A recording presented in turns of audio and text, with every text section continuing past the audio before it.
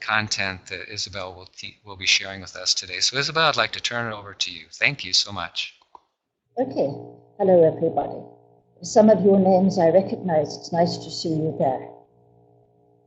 The other good point is that even if the audio isn't working perfectly, almost everything I want to say is on my slides. So if you just read the slides, you should be okay. Let's go down. I put on a map of the world, first of all, just to indicate where we're all coming from. And I see there's a slight delay when I click the button to move down to the next slide. Yes, there'll be just a slight delay as well. Okay. Well, what I was going to say is most of us don't set out to become editors. We find ourselves as editors by accident, which means that most of us don't have any training as editors. So once you're actually working as an editor, you find you have to decide whether editing is just your hobby or whether it's your calling or your profession. If it's your profession or your calling, you need to take it seriously and start thinking and acting like a professional. If it's your calling, you need to take it seriously. Just as pastors train for the pastorate, lecturers train to teach, we as editors should be trying to get training. And that's why you're all here, which is a great thing. And when we look at what professionals do for training, we see they all have an education in their field, they keep learning about their field and have colleagues in their field. And many younger editors will say to me, I don't know much about editing, I don't have any books on editing, I don't know any other editors, and I don't have much money. How can I become professional? To which my reply is there are lots of resources out there, and you have to use all the resources you can get, Christian and secular. Don't just stick with MAI. MAI is great. There are other places you can learn too. And the more you learn from different sources, the better.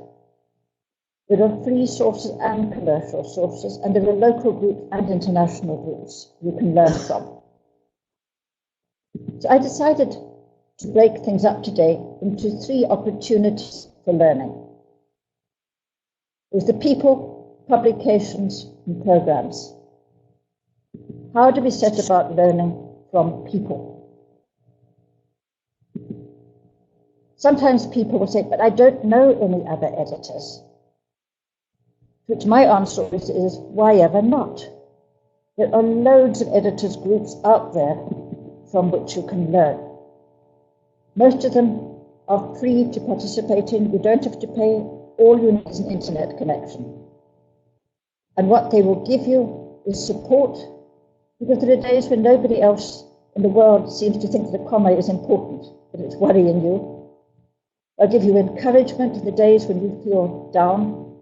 You can ask them questions about obscure grammatical constructions. They'll give you an awareness of the things other editors worry with that you may have never thought about, and suddenly become aware you need to slip back and start correcting your manuscript. And they'll give you friendship. I have found friends all over the world through editors' groups.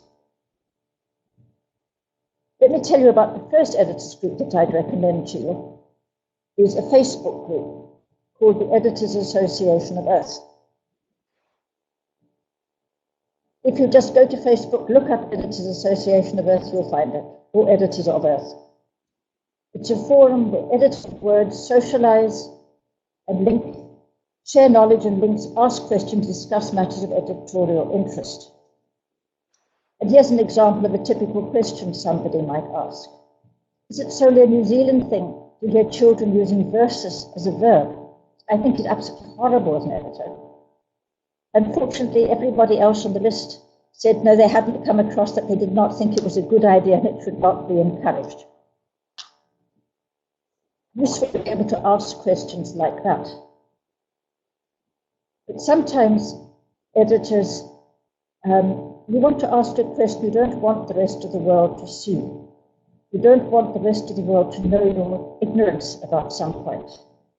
And that's why the Editors Association of Earth has a back room where you can discuss things that are only available to people who are on that list. The way to join the back room is to join the main group, hang out there for a couple of weeks. And if you don't behave badly by trolling people or starting fights, you just ask if you can join the back room and they'll let you in. And there's a lot more detailed discussion that goes on in the back room. The Editors Association of Earth also has other subgroups, including a professional development group that might be worth joining, a conference group that lists editing conferences around the world. John, I hope you've got Litwell listed there too. Mm. And you've got list of editors to which you can add your own name. Because these groups are not for looking for work. The goal, you get kicked off the list if you actively promote yourself, but you are welcome to list yourself as available and list your specialties and your region in that list of editors. But some of you will be saying, but I want something in my own region. I don't want a worldwide editors. I want to know what editors in the Philippines or editors in Nigeria are doing. So, there is one regional group that I know of, which is the Indian Copy Editors Forum. I was present when that group started as 6 or 7 editors meeting in Delhi. In a hotel, I met with them, we talked about options. And Vivek Kumar took the idea, he ran with it, and they now have over 1,000 members, and they're starting to organize their own training sessions. I tried to find other regional groups too. Most of the other regional groups I could find you had to pay for. There's the Editors Association of Canada, to which I belong, is very useful. Society for Editors and Proofreaders in the UK, also a very active group. Institute of Professional Editors in Australia, the Professional Editors Guild in South Africa, and the Editorial Freelancers Association in the USA. What you'll see there is a lack of other groups in Asia, in the rest of Africa. There is scope for some of you maybe to consider starting your own Facebook groups for regional editors.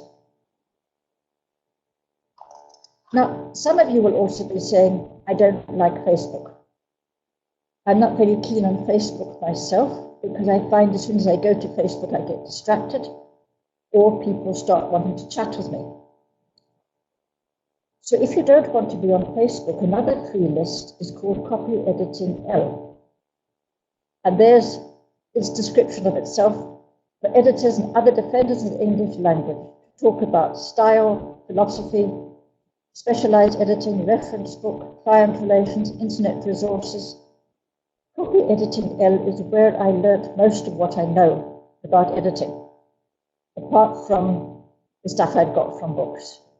Really worthwhile group, and it costs you nothing to join it. There you can choose whether to get their emails, either as individual emails as they come in from subscribers, or in one batch of emails a day. I used the batch method because I found it faster and less overwhelming to only get one email. And you can pick and choose which ones you want to read. Very useful resource. But you say, I want a Christian email where I can discuss theological issues. And frankly, I haven't found one. Some of you may know of them, but I don't know any Christian editors groups. I know of Christian writers groups. That's not the same thing. However, many of the other groups do include Christians who can answer questions about theology and points of style in working with Christian texts, like whether to capitalize him and his when referred to. So you don't have to feel totally out of it. I see somebody's complaining about the echo. I'm sorry, we spent half an hour trying to fight that echo, and we just can't fix it. So if you can't find an editors group that suits you, you can start one. Vivek Kumar reports on how he founded the Indian Copy Editors Forum on Facebook, and how much support he got from other editors groups around the world as he started doing it. It pays to build connections with other groups. But I put a picture of a wheel on this slide to remind you, don't reinvent the wheel. It's a bit of work maintaining an editors group. Try out the other groups first, and then if you still see you have a need, then set up your own group. One group I would love to see is an editors group in Africa. But I haven't, there was at one stage a West African editors group, but I haven't been able to make contact with them for years. So that deals with ways to contact people, set up editors groups, talk to other people. The way to grow as an editor is to know other editors. Another way to go is through using publications. For instance, there's the Chicago Manual of Style, which many of you will know and use, but others of you may never have heard of. I know I had been editing for several years before I discovered the Chicago Manual. Even if you're not editing to Chicago standards, the table of contents that you may or may not be able to read on your screens indicates that there's some really useful material there. You can read the entire first section of it, no matter which language you're editing, because it sets up principles of how to approach a book manuscript or other type of manuscript. In the other subjects, skim what's available, what they cover, and then you will know where to look when you have a problem with the issue of capitalization or italics, abbreviations, and what issues you need to consider in your own language. Remember, the style guide is a guide. It gives you ideas for how to go about things. You can use those ideas yourself and set up your own style guide for wherever you are working. But the Chicago Manual of Style is quite expensive. So you'll be glad to know there's also some free material available from them. If you go to the Chicago Manual of Style online, they have an amazing array of resources for you. You can use its table of contents to search quickly to discover which section of your hard copy you should look at, even if you haven't got an online subscription. You can also sign up, and this I would strongly recommend, for the Chicago Style Q&A. You press the little box at the top there. The Q&A is questions that people send into Chicago each month, just asking about editorial points. And then the editors who set up the Chicago Style will answer the questions. The benefit of that is that you get an idea of how editors think, how they approach problems that people ask. For instance, I've set up some sample questions there that came from the latest one that I got earlier this week. The final one says, how do you spell sulfur? Is it 2 words or 1 word? And the editors simply said, pick a dictionary and stick with one dictionary. That's a useful tip, whatever language you're working in. Choose your dictionary and use that. This comes once a month. It's only about 8-10 questions at a time. It's well worth getting just to have an idea what's coming on.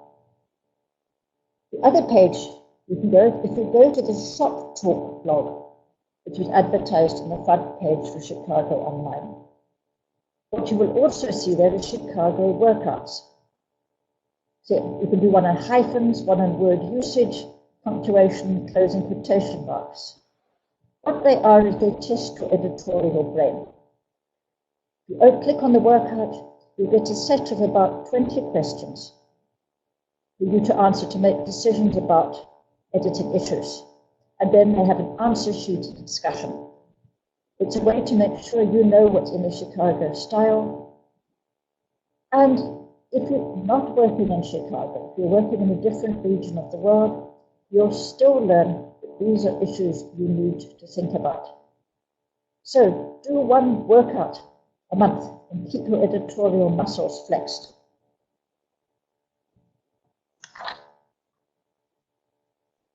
You can also get some free publications from editors' associations, even if you don't join them, which is good to know because membership can be expensive. You've got to pay in dollars, and all of us like free resources. The Editors Association of Canada is the site I know best, and it seems to have a very rich offering of free resources when I've compared it to other sites. For instance, you get the editorial contract, which I've copied down for you here. Some of you may hire editors. Others of you may be freelance editors. If you go to editors.ca and look on the Hire an Editor heading and click on Contract, you can download a free contract form. And you can't read it all there because the screen is too small, but it covers up the name of the project, what editorial tasks you want done, what the payment's going to be, when it's due, how you cancel a project if things go badly. All of which is, you can take that form and adapt it to your own legal situation. It's very useful for everybody because it avoids unnecessary disputes. And I highly recommend it to freelancers and to publishing houses who give out contracts for editing. One of the useful things this does too, and it talks about the scope of the work, at the very end of the PDF with the contract, there's a list of definitions of editorial tasks. We all know that people say this just wants a light copy edit, or I just want you to proofread this document. But what the document actually needs is editing and reworking. So, the Editors Association has defined the 8 different categories of editing. And when you send out a document, you can say, I want stylistic editing, or I want copy editing, or I want proofreading, and it gives a list of what's involved in those areas. If you're a freelance editor, you can use that to communicate with your client and say, this is how I understand the task. Is that how you understand what you're asking me to do? It's very useful to be on the same page, so you don't end up rewriting a document that the author really wanted a very light copy edit on. But that is the editorial contract, free to download, free to adapt to the legal situation wherever you are. It's been approved by lawyers for Canada. See how it works for you wherever you are. But the Editors Association also provides help with professional standards. And they have published this booklet called Professional Editorial Standards. That is free. You can download it from their website. It's a great resource for checking what you should know if you're working in a certain type of editing. It begins with a chapter on the fundamentals of editing. Then it goes on to discuss structural editing, stylistic editing, copy editing, and proofreading in considerable detail. And I've downloaded a page that should be coming up here in a minute. It's an excerpt from the Proofreading Standard. As you can see, there are 9 points there that proofreaders should be doing. And it carries on for another 5, 6, 7, I'm not sure exactly how many, setting up the details of what's involved in a proofreading task. It's no harm to refresh your memory by looking at that when you're giving a contract out or when you're getting work in and you're going to be doing it. It will remind you. It's like sometimes when you go back to the Bible, we read it again to remind ourselves of truths we know already. Same time, we need to remind ourselves of what we should be thinking about when we're doing a task like proofreading, structural editing. Now, those are all the free publications that are available. Paid publications, if you're working in the UK or in a country heavily influenced by the UK, you may not use Chicago. You may prefer the New Hart's Rules, which is the Oxford University style guide. Many of the same benefits as Chicago. There's also a textbook on copy editing. It's used in many copy editing courses. A textbook on proofreading. A textbook on developmental editing. And a textbook on stylistic editing. All of those books are worth reading, depending on which area you're working in. And if you're working with Christian theology, biblical studies, any higher level Christian literature, the SBL Handbook of Style will help you know how to cite prominent texts. It deals with lots of theological issues. SBL stands for Society for Biblical Literature. That is a basic book that I use quite a lot. Helps me with capitalization of terms in theology too. If you're working at a slightly lower level, the Christian Writer's Manual of Style by Robert Hudson, I think it's published by is the Zondervan Style Guide. Also a useful, those two you've got to buy, unfortunately.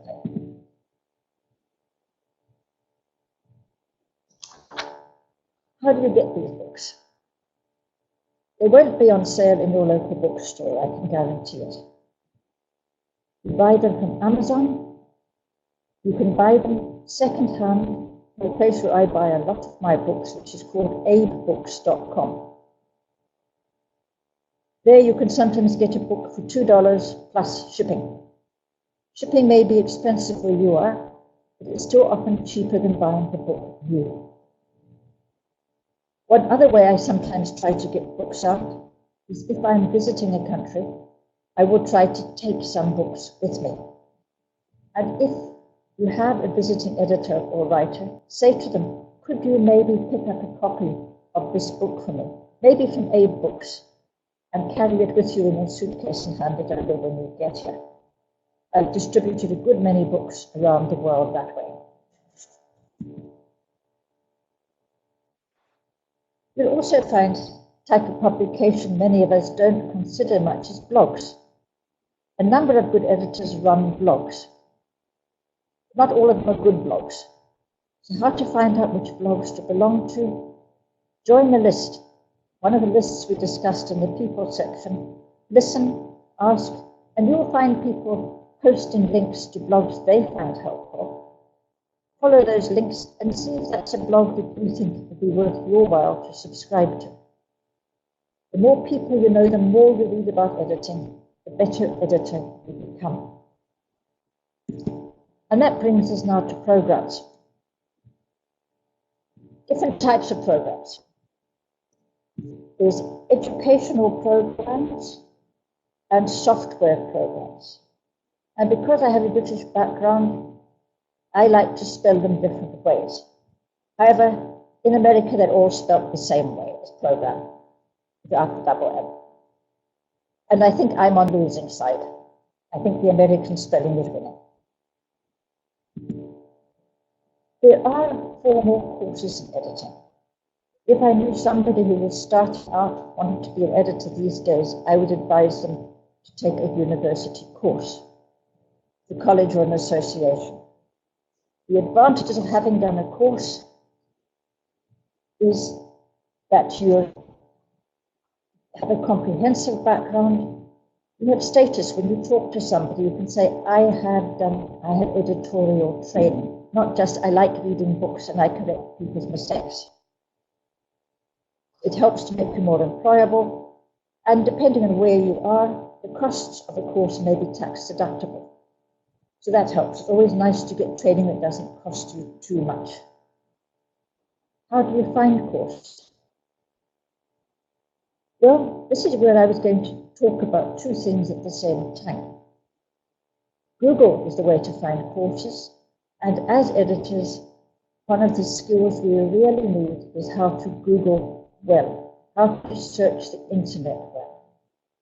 Use multiple search terms, use plus and minus signs, use quotation marks. If I do that and I search for university courses, editing plus course plus university or plus college or plus association, I discover a whole lot of courses.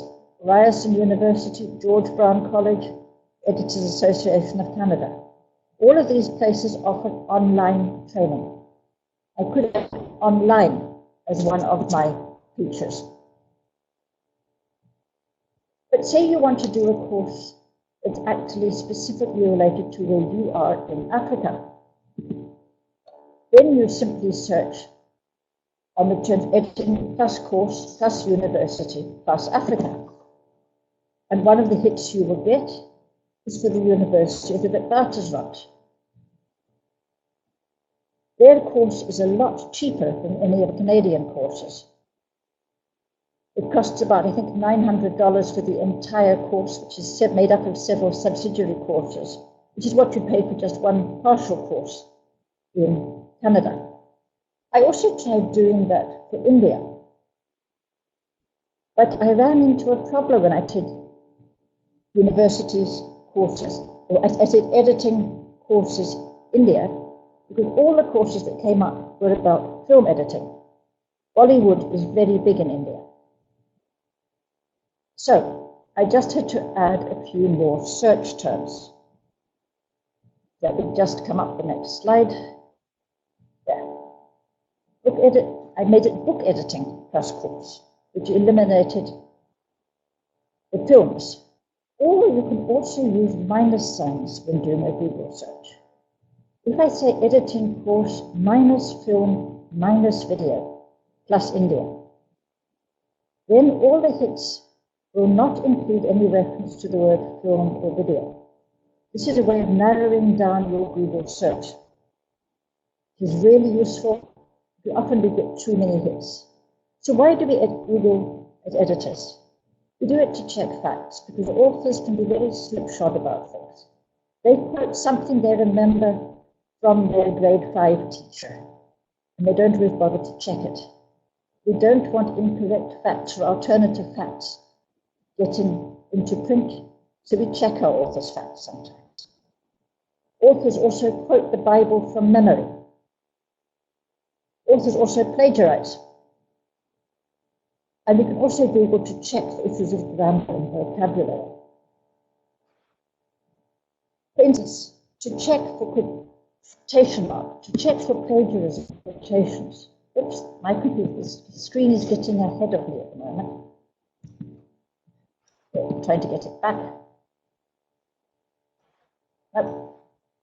Okay, to check for quotations and plagiarism, you take the string of words you want to look for and put them in quotation marks, like I have done on the screen. Then Google will find that exact phrase. Very useful for checking if an author is cheating. If Google can't find that exact phrase, it will sometimes show it can find similar phrases, which is useful if your author is plagiarizing by just changing one or two words in a sentence. You will still sometimes catch that.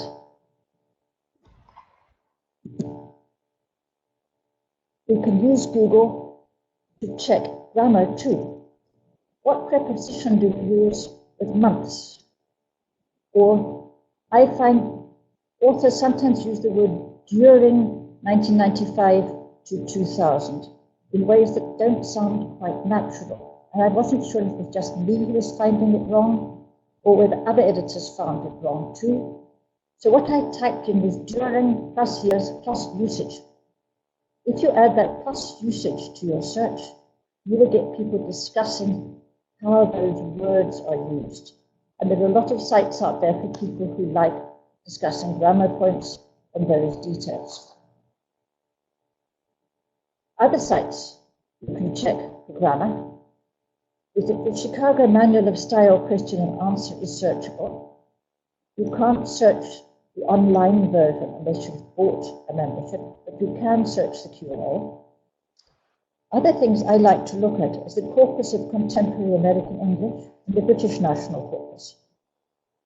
Now, all of you have probably used concordances when studying the Bible. The American corpus of contemporary American English is similar to a Bible concordance. The Bible concordance tells you every time a certain word occurs in a translation of the Bible. The corpus of American English has assembled a vast array of American texts, written, spoken, newspapers, books. I'd scan them in. And if I type in something to fill in or to fill out a form, I type in the words fill in the search block, and it would give me hundreds of examples. And I typed in fill in, and I could find nothing about filling in forms particularly on that site. So I tried fill out, and when I tried fill out, I found a lot of hits for filling out forms. Then I know that in American English, fill out is the more common form, and I can go with that in my manuscript. To get on the American site, all you have to do is to register with them. British site's a bit more awkward, they make you pay for it, so I don't very often search the British site. The other option, of course, in dealing with grammar, is to use Word's grammar checker. But as you all know, if you've used it, it can be very frustrating because it's a mechanical thing. It flags things that aren't wrong, and it tells you things you don't need to. So what you do is to adjust the settings in the Word grammar checker to suit you. Go to File at the top of your ribbon, go to Options, go to Proofing, and then you will see a page that looks like that. That's the proofing screen, and you see the red arrow that points to Settings. Click on that Settings box, and what comes up is a whole list of options for how you can set your grammar checker. Do you want it to check capitalization, look for fragments? Do you want it to look at passive sentences? I get quite annoyed when mine keeps telling me there's a passive sentence, because sometimes passive sentences are useful. So I may uncheck that. You see, I've unchecked the one that says use of first person. Some very academic papers, the authors don't want to use the word I or we, in which case you can check that box and it will pick up the I's. I, however, don't have any problem with authors using I or we, and so I've unchecked a word. The grammar checker won't check that. There's a whole long list of those things. You can adjust them and suit yourself, speed up your editing, find the grammar checker much more useful. You'll even see that the very top one is comma required before last item in a list. Those of you who've been editing for a while may have come across the facts about the serial comma. That way you can say don't check for serial commas or do check for serial commas. The useful thing is very easy for us to overlook. Word will help you find it. So Word's grammar checker is a powerful tool. You just need to use it with discretion. And that's true about all of Microsoft Word. People tend to see it as an enemy or as a friend. It's not, it's a tool, and we need to know how to use it well. We need to know how to do things like using styles for formatting, using navigation pane, tracking, signing shortcuts. All of these things we need to be able to learn how to do. I haven't got time to explain all of them, I'll just show you 2 quick tips and then tell you how to go about learning for yourself. On your ribbon in Word, you will see you've got that block there that says all the headings, heading 1, heading 2, heading 3. If you apply those to the levels of styles in your manuscript, you can then use the navigation pane, calling up next. On the view screen of your computer, there is a little box called View Ribbon. There's a little box named Navigation Pane. When you click on that and you've applied styles to the headings in your manuscript, every subheading will show up in the box on the left. And you can step through the manuscript just by clicking on the subheadings to move to the next section, which is really useful if you've got a long book you're working on. It also has the advantage that I can check whether my subheadings are parallel. Books look neater if we've got parallelism in the headings. I can see all the headings at once and I can judge, do they match each other? Is this a coherent book in terms of the style for the subheadings? Now, how do you learn to do these things? I'm obviously not explaining them in detail now. You experiment. You spend an hour a week clicking on random buttons in Word and seeing what happens when you click it. Try a left click, try a right click, try an alt click. You won't wreck your Word. Just work on an old document, not a new one you're currently working on, but just play with it, see what happens, and learn about all the features that Word has to offer that you will find useful. It was several years before I discovered the navigation pane, but boy do I use it every single day now. And you can also ask about these things. Ask on the editor's list, how do I do this? Or listen to the questions other people ask, and you'll discover that you can do a lot more with Word than you ever thought. You can also get free software.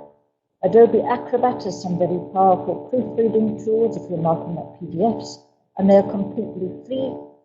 If the person who set up the PDF has labeled it as being markable, you can mark it up without having to pay anything for the Adobe Acrobat tools.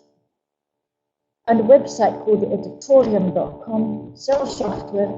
It includes a few editorial freebies at the bottom of the page that are useful for cleanup. Now, the things that are for sale at the editorial are the Editor's Toolkit. Editor's Toolkit Pro costs over $100, but is really useful software for cleaning up your manuscript and for moving around it. I can use it to automatically insert end dashes when numbers are in ranges. I just click once, all the ranges of the paper change to end dashes. Really useful in manuscripts, lots of biblical quotations. I can change things to title case. I can transpose letters, one keystroke.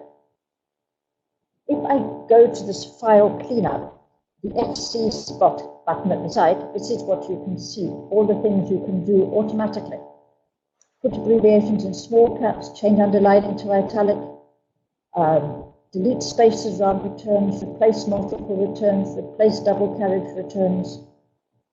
I can run this on the manuscript at the start and at the end, just to make sure that everything is being cleaned up and is neat. And I can clean up a manuscript in half the time it would normally take. I can even remove all the font paragraph formatting if I want to. If an author sent me a manuscript that's a mess because they've overstyled it, I can run this and get a clean manuscript out to work with. And I can also do each of those steps individually on the box at the top of the screen if I want to. But sometimes it's easier to run a whole batch of things at the same time. So I found this has paid for itself in terms of my increased productivity. The other part that's available is called Perfected Pro. Perfected Pro is a wonderful site that will check all sorts of issues. Inconsistency, things that we find really difficult to spot because we're so focused on the content that sometimes we miss the consistency issues. John, do you want to start that video first briefly? I've got a 2-minute video for you on Perfected Pro. that I think you would like to see, and it's really helpful to explain what it does. Okay.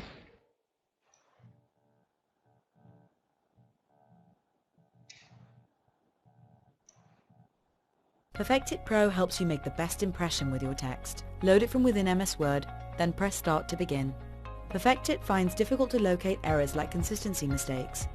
In this document, the word cooperation appears with and without a hyphen. Perfect It Pro has an easy-to-use intuitive interface.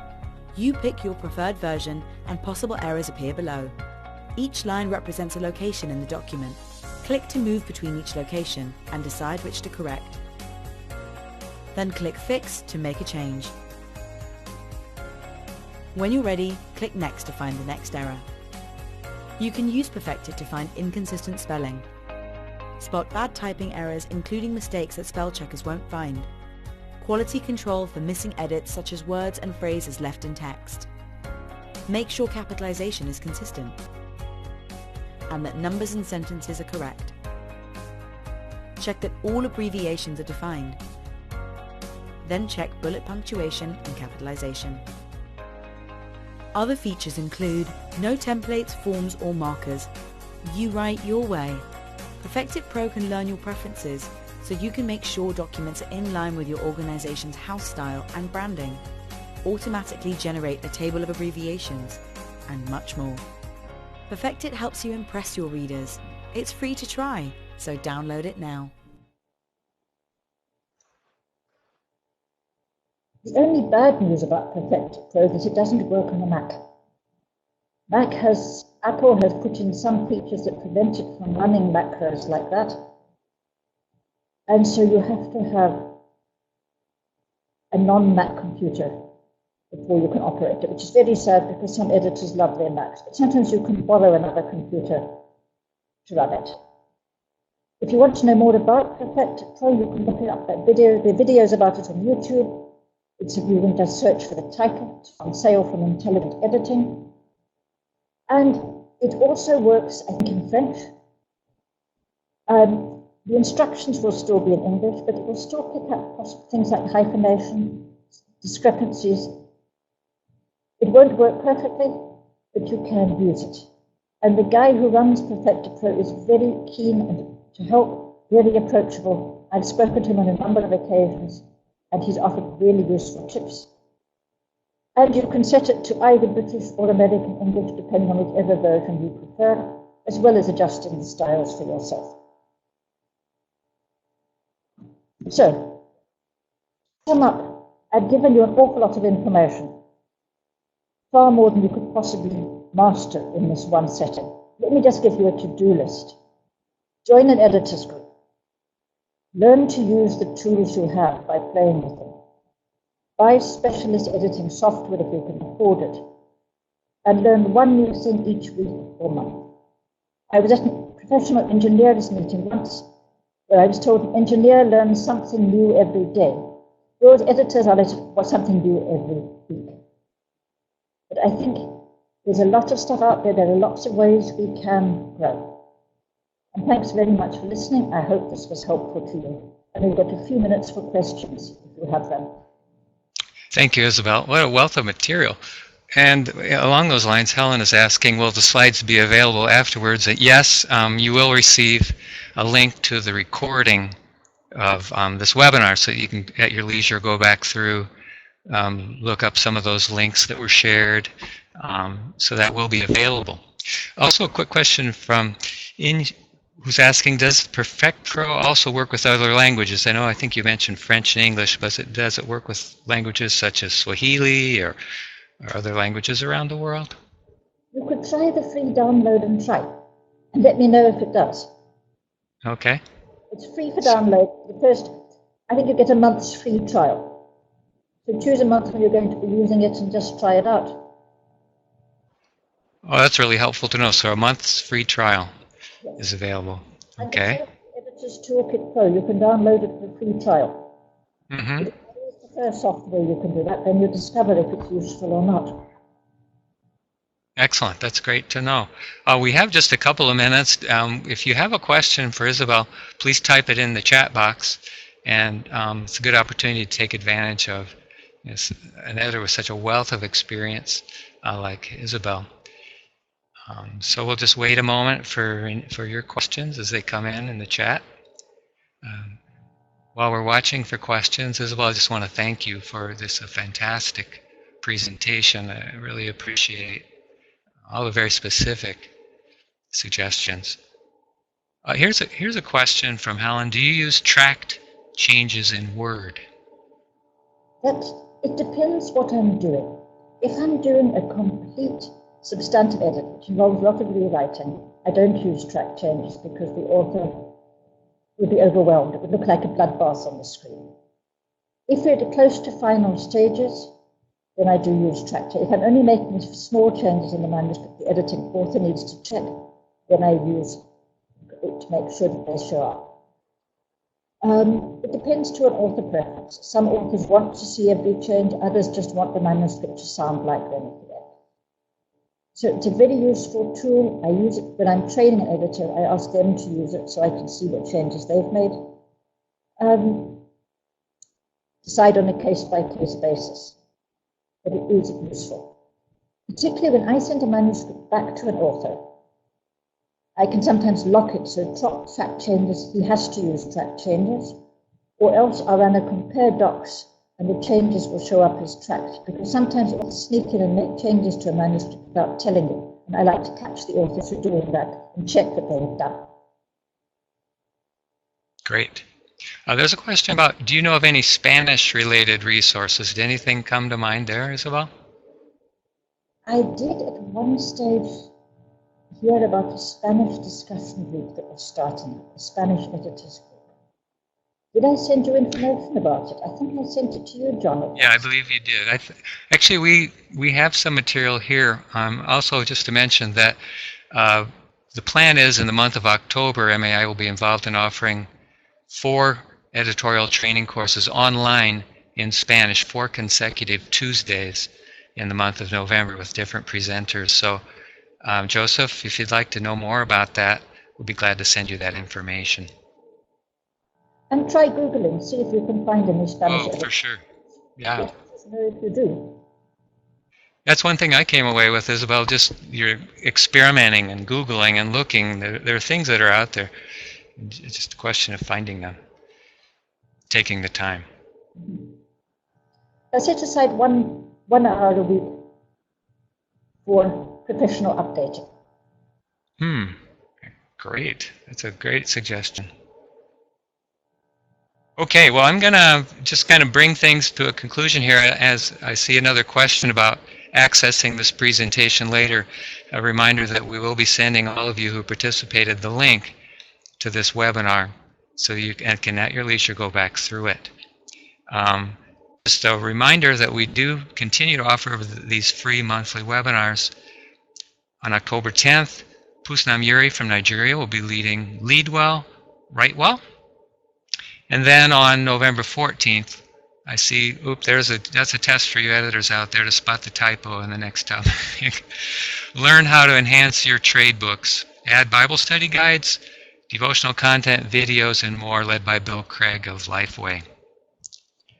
And last but not least, some of you watching this webinar have attended a Lit World.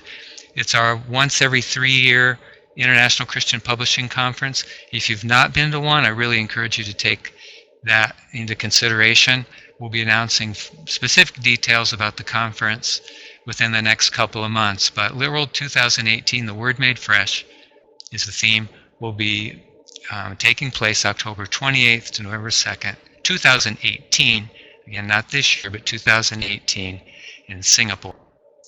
So we consider MAI as a kind of a family, a network, a family network of like-minded Christian men and women who believe in the power of the written word.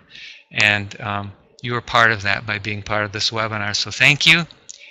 We appreciate your participation in the webinar. And Isobel especially, I want to thank you for doing just a fantastic job and sharing so generously of your expertise with us today. Do you have a final word for the group? Yes, thank you very much for listening. It was nice to see some names I know there.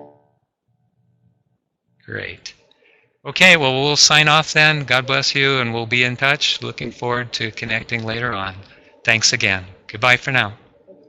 Goodbye.